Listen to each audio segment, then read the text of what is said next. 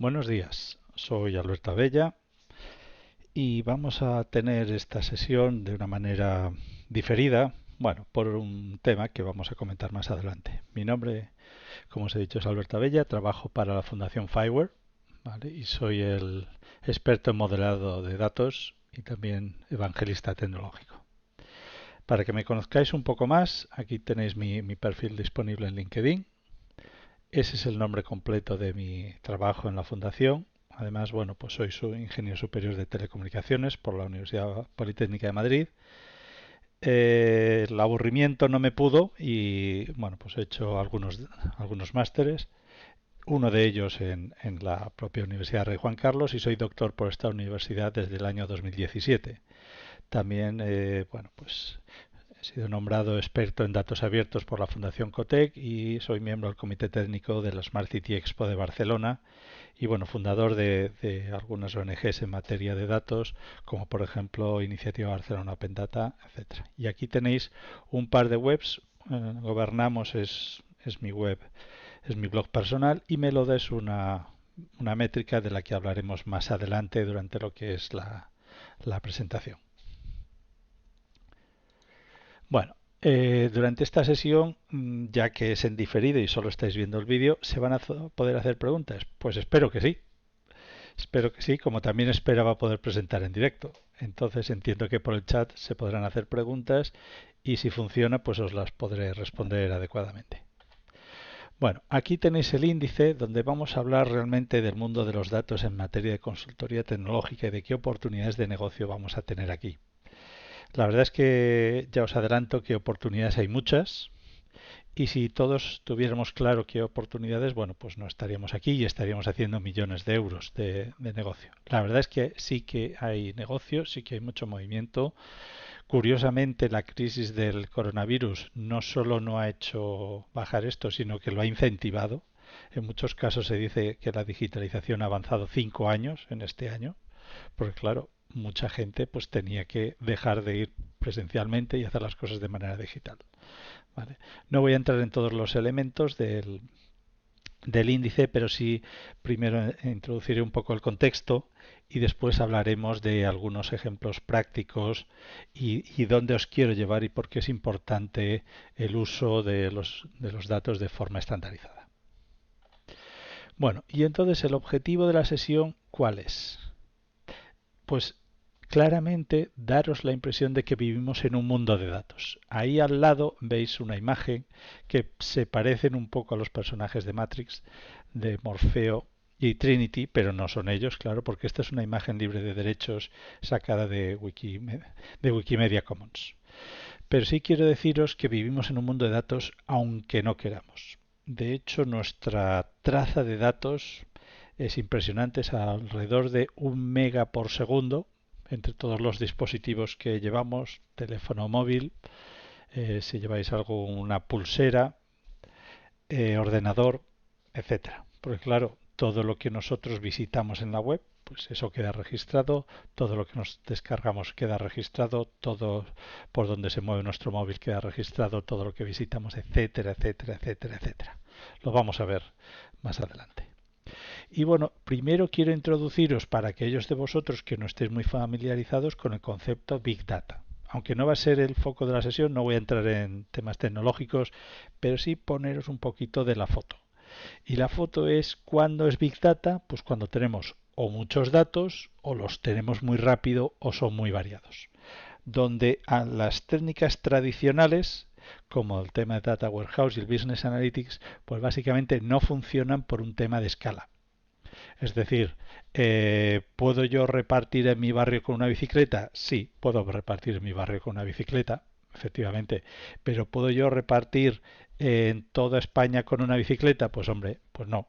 No, porque no es práctico, no funciona y si tú tardas, vamos a decir, 4 días en llegar de punto a punto, pues quizás a nuestros clientes no les apetezca que eso ocurra. Bueno, pues de alguna manera lo mismo es con el Big Data. Estamos en sitios donde las tecnologías, vamos a decir, clásicas, porque el Big Data ya casi podemos decir que es un clásico también, pues no funcionaban. ¿Vale? Ahí si veis, tenemos o bien en el eje de X las frecuencias de actualización y en el eje Y los tamaños. Quiero recordaros que kilo se refiere a kilobytes, ¿vale? Y estáis viendo que cada salto es 1000 veces el anterior. Megabyte, esto estamos acostumbrados ya. Gigabyte, que es un poco la medida de lo que nosotros tenemos pues en muchos móviles, ¿de acuerdo? Terabyte, pues puede ser el tamaño de algunos discos duros, ¿vale? Petabyte, pues ya estamos hablando de cosas que están en data centers. Exabytes, ¿de acuerdo? Y por encima están los zettabytes, que son todavía 1000 veces los exabytes. O sea, estamos en escalas donde pues realmente se nos pierde un poco la imaginación, pero que el mundo nos está llevando progresivamente a este tipo de lugares y por tanto a sitios donde antes no estábamos y por tanto ahí hay un negocio. O sea, es evidente. ¿Quiere decir que todo lo que se haga en esas dimensiones es un negocio? Bueno, pues no todo, evidentemente, como cualquier cosa. Hay que encontrar los primeros casos de uso, etcétera. Y para que eso sea realidad, nos estamos topando con un problemilla. Y es que, claro, eh, a ver cómo lo digo de manera cordial, cuando los datos no tienen calidad, el procesamiento se hace tan costoso, la limpieza se hace tan costosa que simplemente no merece la pena. ¿Es técnicamente posible? Sí. ¿Es prácticamente viable? No. ¿De acuerdo? Por tanto, no todo lo que técnicamente se podría hacer tiene algún interés, porque simplemente es un uso de recursos que se sale de, digamos, de la rentabilidad. Aquí quiero enfatizar, bueno, al Big Data le ponemos 4 Vs, ya hay gente que le pone 5, bueno, básicamente quedaros con la idea de que cuando estamos en sitios donde hablamos de un volumen muy grande o de una velocidad muy grande y tomar decisiones de forma inmediata, o una variedad muy grande. Cuando digo velocidad inmediata, imaginaos, yo me imagino, Amazon como tienda toma decisiones en tiempo real, es decir, puede reestructurar sus contenidos como consecuencia de la interacción de los cientos de millones de usuarios que tienen su portal. Claro, para hacer esto necesita una herramienta al uso. O cuando los datos son muy variados, es decir, cuando tenemos, imaginaos, desde vídeos, textos, tablas de datos, etcétera, y todo esto nos ayuda a tomar la decisión. O cuando tenemos también problemas de veracidad, es decir, no sabemos si todos los datos que nos vienen son precisos o tienen errores, etcétera. De hecho, este último punto es probablemente el más importante de cara a lo que es el procesado de datos. Y en términos, y ya os digo, en términos de uso, es con mucho el que se lleva a la palma. Procesar 1 giga o 1 tera es poner, vamos a decirlo de manera simple, poner un ordenador más grande. Ahora, que los datos estén sucios, que estén erróneos, etcétera, presenta una variedad de casuísticas que esa limpieza se lleva la parte del león del tratamiento de datos, tanto es así que puede llegar a decir, oye, pues estos datos son inmanejables. No hay forma económicamente viable de manejarlos. Bueno, esto es una simple gráfica para que os deis cuenta del crecimiento esperado. O sea, en los últimos 5 años el número de datos se ha triplicado, el número de datos que hemos producido como sociedad en el mundo, y el previsto es que se cuadruplique en los próximos 5 años. ¿Vale? Por poneros un ejemplo que está muy ligado a los datos, y aquí estamos hablando de volumen de datos, hablamos del mercado de las Smart Cities, que es un enfoque altamente dependiente de datos. Y si ves la evolución, pues sí, evidentemente también es creciente, tanto esta gráfica como la anterior no tienen ponderado el efecto del COVID, y nadie lo tiene en realidad, pero bueno, si veis, el crecimiento real ha sido un poco menor, de 2,5, y el crecimiento previsto también es sustancialmente menor, de solo duplicarse en 5 años. Solo. Ya nos gustaría la mayoría de los sectores económicos que se duplicaran. Por poneros un ejemplo, el PIB de las naciones en Europa, cuando crecemos por encima del 3%, estamos muy contentos. Aquí estamos hablando de que en 5 años duplicamos, es decir, un crecimiento pues posiblemente superior al 15% anual. Bueno, entonces para que nos demos una idea del impacto económico y de cuál es la evolución de este mercado comparado con la economía. Es decir, si yo tengo que apostar, ¿qué apuesto? ¿A sectores tradicionales o voy a Smart Cities? Hombre, pues parece que la promesa de evolución económica de las Smart Cities es mucho más prometedora que otros sectores económicos. Bueno, y ahora quería hablar un poco del incidente y de por qué hoy, en lugar de estar hablando en directo, pues por qué no puedo presentar en directo. Y para hacerlo voy a poner un ejemplo. Y es por qué podemos ver nosotros la web en cualquier navegador. Es decir, tenemos un navegador como Firefox, como Chrome, como Opera, y de repente nos conectamos a una web y la vemos. Y no hay prácticamente diferencias entre unos y otros. ¿De acuerdo?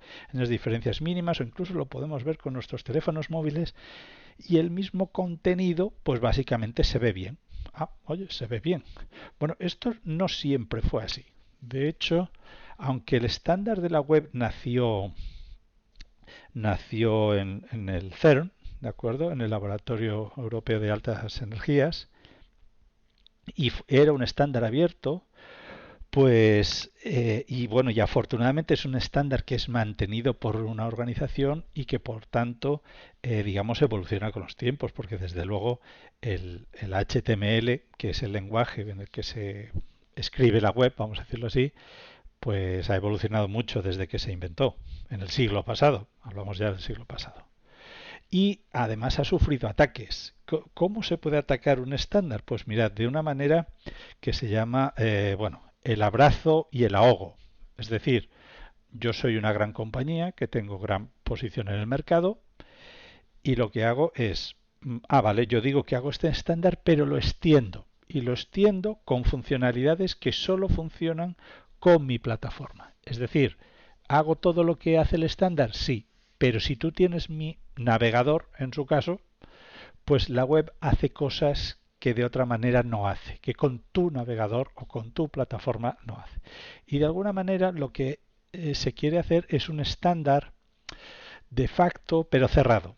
Es decir, que esto funciona con mi plataforma y solo con mi plataforma y entonces quien quiera interactuar conmigo pues tiene que utilizar mi plataforma, lo cual desde el punto de vista económico y si tienes la suficiente masa crítica del mercado pues te puede llevar a unos beneficios impresionantes. De hecho, ese mismo situación todavía la vivimos en los documentos. Los documentos básicamente es un estándar que aunque teóricamente es abierto, en la práctica pues no hay otras herramientas que utilicen el estándar de Microsoft para generar documentos. De hecho, esta misma compañía, no es que yo le tenga manía, simplemente yo lo entiendo. Si yo fuera una compañía y me dejan hacerlo, pues ¿por qué no lo voy a hacer? Tengo que maximizar mi impacto económico, puedo hacer este tipo de cosas y oye, para mí como compañía es muy interesante. Globalmente para el mercado, pues básicamente es malo, porque cuando hay este tipo de restricciones, la evolución tecnológica es más lenta. Bueno, y aquí os pongo el ejemplo de Internet Explorer y entonces pues yo quería presentar y resulta que yo no tengo Windows en mi ordenador. Vaya. Entonces como yo no tengo Windows en mi ordenador que, y no hay un estándar abierto y adoptado, pues no hay posibilidad de que yo pueda interactuar con vosotros de manera directa. Y por eso he tenido que grabar este vídeo. Claro, tampoco hay conocimiento abierto para su integración. Y claro, y además esto es una cuestión que hace unos años pues podía ser justificable, pero yo creo que ya no es justificable. O sea, yo estoy todos los días conectándome a cientos de reuniones y esto es, pues la verdad que es la primera vez que me pasa. Bueno, entonces quiero pediros disculpas desde aquí y bueno, y poneros como ejemplo de, oye, qué importancia tiene los estándares para el uso de datos. Pues bueno, ya lo estáis viendo en directo. Bueno, entonces quiero introduciros un concepto que es es bastante, os puede parecer inconcreto, pero con este ejemplo lo veis mejor, que es la diferencia entre lo que ha sido la estandarización, que es un tema que ya solo a mí me suena aburrido, ¿de acuerdo? A lo que es la estandarización de facto, ¿vale? Y mirad, lo pongo aquí en inglés porque, digamos, esto tiene sentido en el mercado hispanohablante y, por supuesto, fuera de él. Entonces, la estandarización clásica se lleva pues, en organizaciones estables que se dedican básicamente a esto. AENOR en España, ISO a nivel internacional, otros organismos ETSI a nivel europeo, etcétera. Los grupos de estandarización pues son grupos donde están todos los agentes del sector, o deberían de estar, de una manera razonablemente balanceada. ¿Vale? Pues hombre, no tiene sentido a lo mejor que solo esté un fabricante y sus partners en un sitio. El mecanismo de consenso pues está muy bien establecido, hay revisiones por los participantes, hay ciclos de revisiones, bueno. Y el prestigio de los estándares viene dado por el publicador. Hombre, AENOR es el que hace las normas en España, pues es AENOR, ya está, ¿vale? Esto no hace que las normas se usen, pero desde luego el prestigio lo tienen ganado, llamémosle. ¿Qué ventajas presenta esto? Bueno, pues que supuestamente estos estándares no están, digamos, no están condicionados por fabricantes porque se tiende a hacerlos de manera bastante independiente. Bueno, deberían de ser coherentes con estandarizaciones previas. Bueno, tienes las revisiones, pues son predecibles. Hay un ciclo de 4 años estándar, luego veremos que no es tanto lo que se cumple. Y bueno, y hay una financiación que permite pues, sostener la organización porque los estándares se venden, básicamente. Claro, ¿cuál es la desventaja? Una desventaja que parece menor, pero que es fundamental. Bueno, pues es que las revisiones son muy lentas. No van al ritmo del mercado. Y entonces una estandarización que no va al ritmo del mercado, con perdón, ¿para qué? O sea, si nosotros imaginaos que queremos hacer una foto, pero para que pueda hacer una foto necesitamos estar 30 minutos parado, dice, oiga, no, esto no es una foto, esto es algo más, es otra cosa, ¿no? Bueno, y luego también que se pueden crear estándares teóricos, es decir, que tú creas una norma que dice que hay que hacer las cosas así, pero que nadie usa. Y de esto estamos llenos. Por contra, en los estándares de facto, pues no hay una organización tan estable, totalmente dedicada, aunque os voy a presentar un ejemplo que de alguna manera pues lleva lo mejor de los dos mundos. Los grupos de estandarización viene pues aquellos que están interesados en la temática, ¿de acuerdo? Y el prestigio de los estándares es porque se usan los resultados. Si no se usan los resultados, pues esto no tiene prestigio. Y sin embargo tiene una ventaja pues bastante grande en cuanto a que la estandarización se crea por una implementación. Es decir, tú no creas la norma y luego esperas que se use, sino que estás usando cosas y entonces basado en esa experiencia tú creas el estándar, ¿vale? Y lo creas de una manera ágil. Y además introduces mecanismos para una revisión rápida. Y cuando digo rápida son cosas que se ven en el tiempo de semanas, de días, no de años. Y por supuesto, pues tiene un coste bajo. Tiene un problema que podría ser de mantenimiento, ¿de acuerdo? Porque claro, la gente no paga, trabaja gratis, pero no paga y por tanto, como los estándares no se venden, bueno. Y luego, bueno, pues podrías tener barreras de otros estándares alternativos. Bueno, y aquí veis un ejemplo que España de una estandarización de facto. O sea, que esto no es una cuestión rara, esto lo ha realizado la Federación de Municipios y Provincias, que se planteó que por qué no teníamos pues, unos modelos de datos comunes para algunas de las informaciones que todos los municipios de España, los 8.100 o algo que hay, pues ¿por qué no lo comparten? Y creó una estandarización para 40 modelos de datos y lo consiguió en 39. El que no consiguió fue el estándar de presupuestos, porque cada ciudad se organiza de una manera. Aunque bueno, hay otro estándar por ahí que tiene el Ministerio de Hacienda, que probablemente sería lo bueno. Y aquí veis cosas de las más variopintas. Desde calidad del aire, censos locales, mecanismos de bicicleta pública, convenios, información del tráfico. Aquí tenéis lugares de interés turístico, etcétera. No voy a leerlos todos, pero lo que podéis ver es que hay toda una serie de informaciones que si se respetara este estándar, y ya os digo que este estándar es de 2018 y estaría en proceso de implantación, pues oye, nos permitiría saber, pues oye, todos los accidentes de tráfico que estoy viendo ahora, pues hombre, estaría bien saber si una ciudad es más peligrosa o menos que otra en este tipo de accidentes, por qué, y nos ayudaría a mejorar una cosa y otra, ¿de acuerdo? Y esto con todo. Claro, esto solo funciona si se adopta. Bueno, afortunadamente el proceso de adopción, pues hombre, no es que sea perfecto, pero bueno, quien de repente se plantea voy a hacer algo en este sentido, ya tiene una referencia y como normalmente da igual hacerlo de una forma o de otra y si ya te dictan una que cubre tus necesidades, dice, ¿por qué no? ¿Por qué no?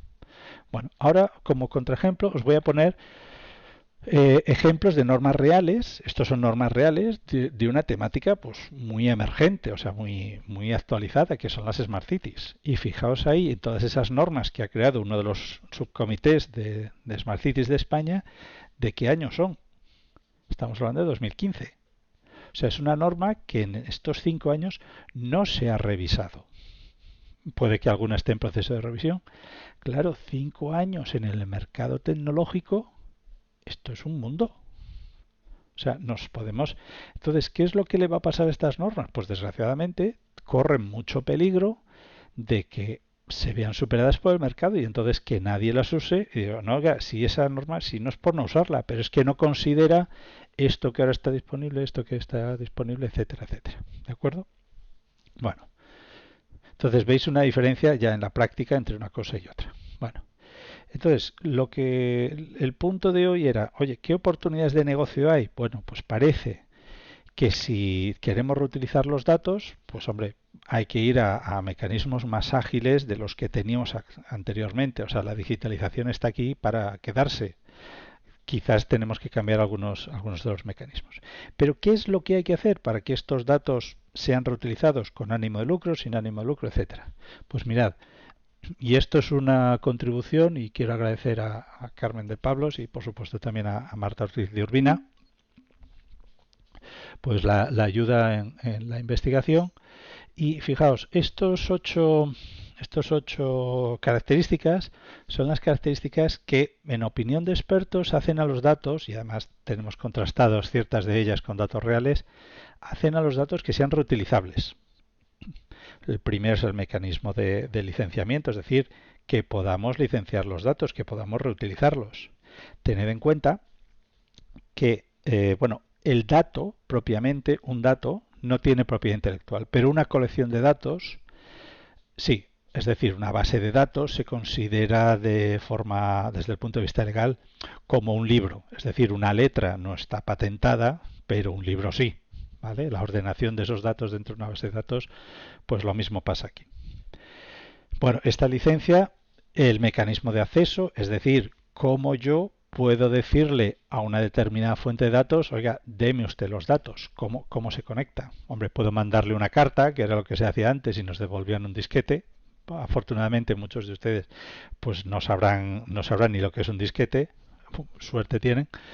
¿Vale? El formato técnico, es decir, una vez que tenemos esos datos, si me viene en un formato en el que yo sé utilizarlo. Es decir, si es un formato de texto, si es un formato de una hoja de cálculo, de una base de datos, etc. Luego, si el modelo de datos, es decir, los campos, vamos a decirlo de manera simplificada, que vienen ahí, tienen un significado para mí y están estructurados de la misma manera que yo espero. Es decir, si la dirección me viene toda la dirección como un único campo de texto o me viene por un lado la ciudad, por otro la calle, por otro el número, por otro el código postal, etcétera. Luego, si esos datos tienen geolocalización, es decir, si están afectados de algún tipo de coordenada que me permita ubicar el resto de datos en un punto geográfico. Luego también la frecuencia de actualización. Y de hecho hay estudios que dicen que si la actualización no es suficiente, pues que básicamente los datos se pierde la confianza en los datos. Y además tenemos otra característica y es que cada vez más hay, hay fuentes de datos en tiempo real. ¿De acuerdo? Y luego otros dos elementos que son, digamos, más inmateriales, que es el prestigio del publicador y que tú cuentes que estos datos están disponibles. Es decir, tienes que hacer publicidad de que una fuente de datos está disponible. Aquí os recomiendo, por ejemplo, visitar el portal europeo de datos, que ha superado ya el 1.000.000 de conjuntos de datos disponibles. Lo único que hace es apuntar dónde están los distintos datos nacionales, pero bueno, es una primera fuente generalista y de administraciones públicas de datos. Y bueno, ¿y cómo se resuelven estos? Pues mirad, en esta tabla os comento ejemplos de cómo se abordan estos elementos. En cuanto a la licencia, CC significa Creative Commons. Aunque hay 6 licencias, la mayoría de las licencias que tienen fama pues son aquellas que permiten una reutilización libre de los datos, ¿vale? Luego tenemos dos que son el mecanismo de acceso y el formato técnico, que se pueden normalizar, y ahí veis unas siglas, NGSILD, que quiere decir LD viene de Linked Data y que es un estándar de conexión entre sistemas de información, lo que para algunos ya más avanzados en temas tecnológicos se llama un API, un interfaz para programación de aplicaciones. Y luego todo el resto de características que tenéis aquí listadas pues se abordan en una iniciativa de la cual, bueno, pues en este caso os voy a contar en directo, pues el responsable, que se llama la Smart Data Models. Vale, os lo voy a contar más adelante. Bueno, lo primero que os cuento que es NGSILD, pues básicamente pensad que si nosotros tenemos nuestro ordenador y queremos preguntarle a un sistema, oye, dame este tipo de información, pues bueno, pues con Google lo hacemos de una manera, cuando vamos a una hoja de cálculo hacemos de otra, etcétera, etcétera. Claro, esto a nivel de la informática de usuario todavía se puede resistir. Pero cuando tú tienes diversos sistemas, imaginaos que tú te estás conectando para crear una aplicación que se conecta a 35 ayuntamientos, imaginaos que cada ayuntamiento tiene su sistema de conexión. Con perdón, qué infierno. O sea, esto es inmanejable. Entonces tiene sentido que haya un protocolo común de cómo pedir datos a ¿cómo se llama? A una entidad. Y eso es NGSILD. No quiere decir que sea el único, pero al menos es un estándar que es abierto, que está normalizado por una entidad pública, ETSI, que es una entidad europea, aunque se puede usar en todo el mundo, ¿de acuerdo? Y lo que nos permite en esa instrucción, que parece la dirección de una página web, y de hecho de alguna manera lo es, podemos abstraer lo que hay en el sistema B, porque como sabemos cómo se le va a llamar, pues a lo mejor nosotros podemos actualizar el sistema B, todo lo que queramos, y perfectamente podemos actualizarlo, que nada va a pasar, porque como sabemos cómo se piden los resultados y cómo nos los va a devolver, pues perfecto. Y esto permite que tú evoluciones sin tener que, cada vez que actualizas un sistema, cosa que se produce por la evolución tecnológica, pues tengas que reinventar la rueda. Bueno, y ahora os voy a contar por qué surge la iniciativa de los Smart Data Models. Surge en 2016, ¿de acuerdo? Pero se abre en 2019, digamos, a otras organizaciones. Imaginaos que vosotros tenéis un proyecto y habéis tenido que, pues yo que sé, un proyecto de cualquier cosa, de logística, de gestión del agua, de robótica, etcétera. Y habéis tenido que crear unos modelos de datos para almacenar la información, pues oye, de los viajes que mando en logística, de dónde está mi robot en robótica, de cómo es la infraestructura de mi red de distribución de agua, etcétera. Bueno, pues oye, ¿qué pasa cuando acabo el proyecto? Cuando tienes que actualizarlo, lo haces tú solito, tus modelos de datos, bueno, lo podrías hacer. Si te dicen, oye, esto además hay que enviar esta información, como suele ser el caso, para que se conecte con este otro sistema. ¿Quién lo hace interoperable? Tú solo. Cuando de repente aparece una nueva regulación, GDPR o las que hay en cada sector, ¿quién actualiza esos modelos de datos? ¿Lo haces tú solito? Bueno, ¿no sería más eficiente hacerlo de manera conjunta y definir modelos que podamos utilizar una gran comunidad y hacer eso con un poquito de esfuerzo cada uno, y entonces sale mucho más barato, o sea, y además mucho más eficiente, ¿de acuerdo? Bueno, pues esto es la iniciativa de modelos de datos. ¿Qué es? Es un sitio comunitario donde tenemos descritos modelos de datos, ¿vale? Que están disponibles para uso libre, es decir, con licencia libre. Los podemos usar todo lo que queramos, podemos modificarlos, adaptarlos y podemos compartir esas modificaciones. Luego, ¿quién los hace? Pues los hace, en lugar de hacerlos un señor muy listo, lo hacen organizaciones relevantes de cada sector. Y lo que proporciona la iniciativa es coherencia y consistencia entre los modelos de datos que se crea. Es decir, que cuando tú codificas temperatura, pues que signifique lo mismo en lo que es en weather, vamos, en gestión meteorológica, o en, digamos, en una Smart City. Bueno, y además que esto se haga con una estandarización ágil, esta estandarización de facto que os hemos comentado, para extender la interoperabilidad y basado en casos de uso real, no en, digamos, en entelequias. Yo sé que vosotros no estáis en el sector, pero no os podéis imaginar, sobre todo desde el mundo académico, cuánta gente decide normalizar el mundo sin haberlo palpado. ¿Vale? Es curioso que mucha gente todavía confía de que él define una cosa en su mesa de diseño y dice, no, y esto ahora se aplica y funciona. Bueno, ese señor nunca ha ido a la realidad. ¿Me explico? Nunca, no es que nunca funcione, siempre hay que tocarlo, siempre. ¿Vale? Bueno, y luego, en cuanto a los modelos de datos que estén basados si se puede, en estándares adoptados, no solo definidos, sino adoptados, sino que hay gente ya usándolo, ¿de acuerdo? Cuando sea posible. No hay que reinventar las ruedas y ya está inventada. Esta es una estructura de esta iniciativa. Hay un umbrella, o sea, un repositorio paraguas. No sé si os suena GitHub, pero GitHub es una web donde tú puedes depositar. Bueno, realmente podrías depositar cualquier cosa, pero normalmente son contenidos tecnológicos, desde programas de ordenador o modelos de datos, como en este caso. Y hemos dividido lo que es la realidad en distintos dominios. Aquí veis unos cuantos, está remarcado el de energía, pero bueno, por nada en especial. Y cada uno de estos dominios tiene subjects. Subjects que lo que son grupos de modelos de datos. Y luego cada modelo de datos se define por una especificación escrita, por unos ejemplos de esa especificación puesta en marcha y por un validador, un esquema que permite validar si una determinada, lo que llamamos un payload, o sea, un determinado ejemplo cumple con ese estándar. ¿De acuerdo?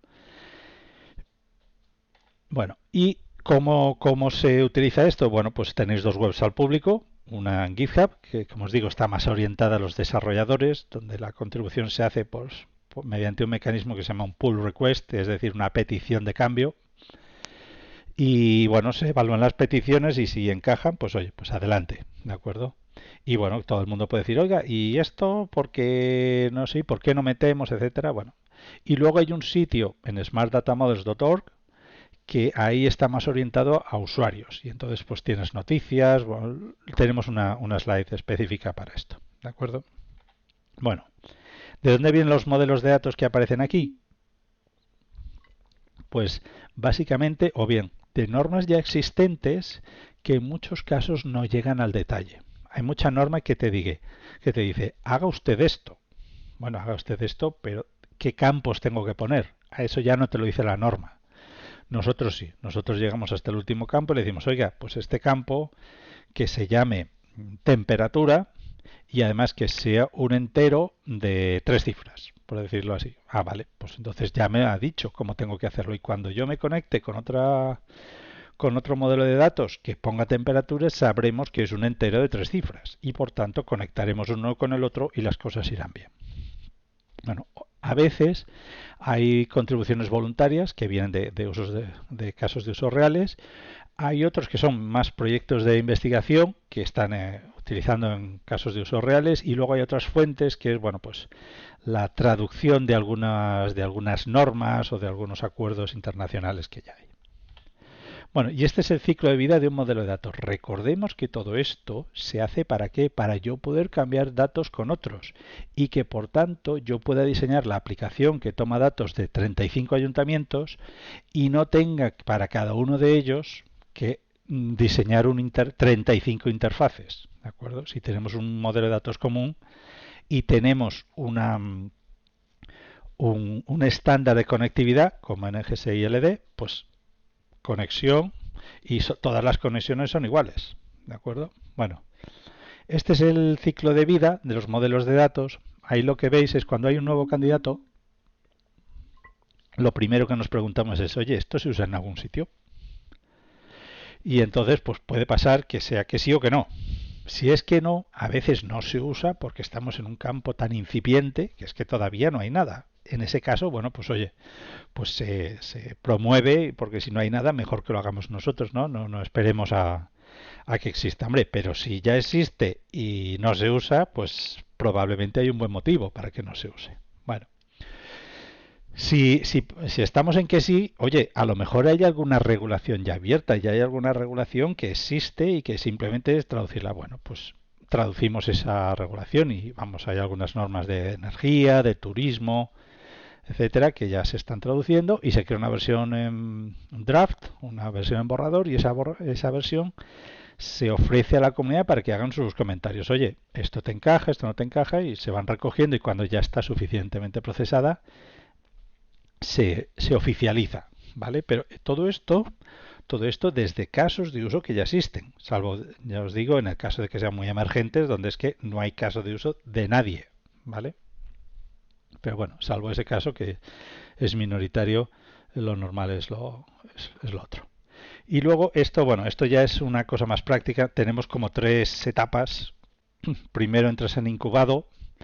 En ese incubado, pues tú defines el modelo de datos. Cuando ya lo tienes casi cocidito, pues lo pasas a armonizado, donde ya te obligan, oye, pues genera todos los ejemplos, revisa la documentación, que el esquema que valida los payloads, que esto no sé muy bien cómo traducirlo en español, pues que esté completo y luego ya se pasa a oficial y bueno, de vez en cuando pues alguno de ellos puede quedarse obsoleto, etcétera. Bueno, pues se expurga, se saca y ya está.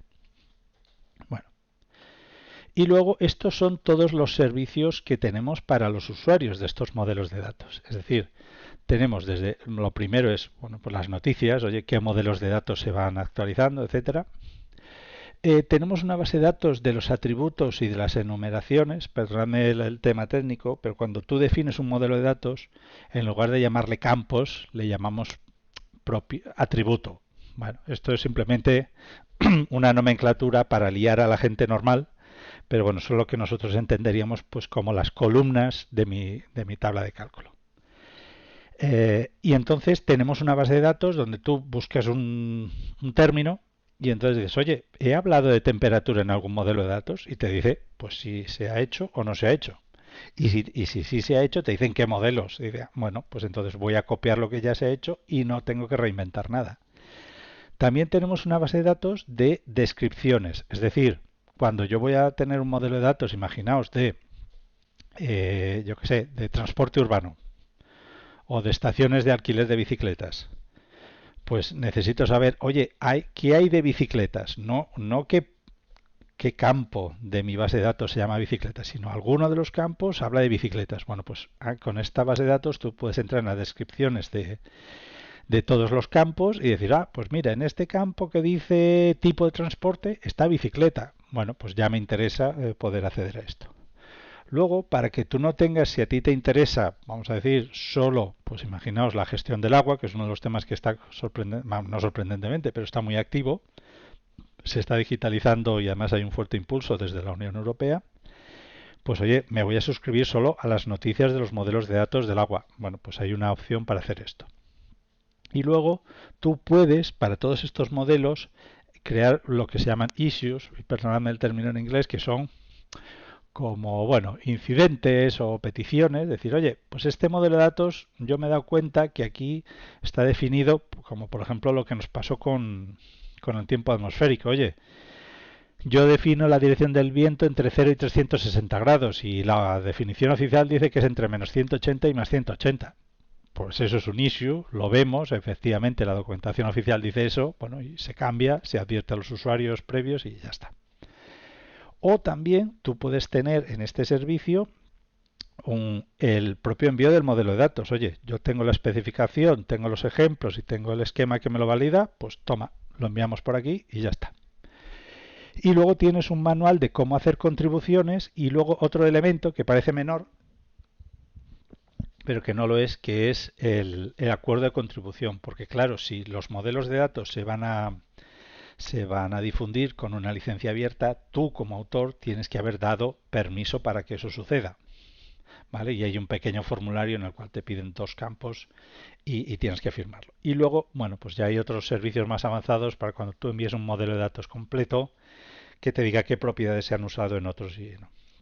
Bueno, y vamos a terminar, ya llevamos 40 minutos, con un poco con el roadmap, con qué está viniendo, qué está pasando, y estos son ejemplos reales. Mirad, estamos normalizando modelos de datos desde el mundo de la energía, ¿vale? Pues casi unos 500 ahí, que vienen de dos normas que ya existen, que ya se están utilizando profusamente, pero que no llegan, cuando digo no llegan, o sea, no se pueden utilizar con una plataforma abierta como la plataforma que cumple el estándar NGSI porque nadie se ha puesto, ¿vale? Pues nos ponemos. Luego estamos adoptando nuevos modelos en materia de Smart Cities que vienen pues de un acuerdo con la iniciativa de Smart Cities de la India, ¿de acuerdo? Para que usemos los mismos modelos de datos. Se está creando, mira, esto es español, una nueva norma sobre semántica para destinos turísticos inteligentes. Bueno, pues eso también se va a trasladar. Va a haber una nueva subject, un nuevo grupo de modelos de datos para puertos marítimos, que para nosotros que tenemos una industria turística potente nos interesa mucho. También modelos para robótica. Estos son muy emergentes. Hay muy poca cosa aquí. En esto estamos bastante avanzados, ¿de acuerdo? Para que tus robots puedan interactuar con el entorno a través de mecanismos estandarizados. También para agricultura. Hay bastante actividad en materia de agricultura, agricultura de precisión, eh, digitalización de granjas. Esto es un tema muy activo, ¿de acuerdo? Incluido con temas de blockchain, etcétera. Para la gestión del agua, como ya os he comentado, para aeronáutica, ¿vale? Y para smart buildings, etcétera. Y ya lo último es que todo esto no se puede mantener si no se automatiza, es decir, los modelos de datos no se pueden mantener a mano. Hay tal número que es inviable. Ninguna organización, por muy descentralizada que esté, como esta, podría mantenerlos, ¿vale? Bueno, pues esto hay que automatizarlo y ahí veis algunos ejemplos. Bueno, conclusión que os quiero dar del mensaje de esta sesión. Vivimos en un mundo de datos, ¿de acuerdo? Es inevitable y además está creciendo y si tenéis que apostar por el negocio, apostad aquí. Si no tenemos estandarizaciones disponibles, existen mecanismos alternativos que nos permiten estandarizarlos y que por tanto sean más útiles para todos los usuarios. Esto es como si sois jóvenes no sabréis lo que es el fax, pero el fax era un mecanismo para enviar copias de páginas a través del teléfono, que en su momento fue revolucionario y que solo funciona si el otro receptor pues tiene un fax. Es igual que el correo electrónico. Si tú tienes correo electrónico y tu receptor no lo tiene, pues tenemos un problema, ¿no? Pero cuanta más gente tiene, pues más útiles. Bueno, pues lo mismo pasa con la estandarización de facto. Cuanto más gente la adopta, y por eso se hacen libres, pues más útiles. Y luego que hay una iniciativa en este sentido, que es la Smart Data Models Initiative, en esas páginas, en smartdatamodels.org y en GitHub Smart-Data Models, donde tenéis modelos de datos abiertos que os permitirían, si vais a hacer aplicaciones, pues oye, tener ya definidas cosas que sabéis que han sido normalizadas y que van a ser consistentes y por tanto os ahorrarán tiempo, dinero y preocupaciones. Y bueno, quedo a vuestra disposición y espero que ahora en el chat pueda responder a vuestras preguntas. ¿De acuerdo? Pues muchas gracias.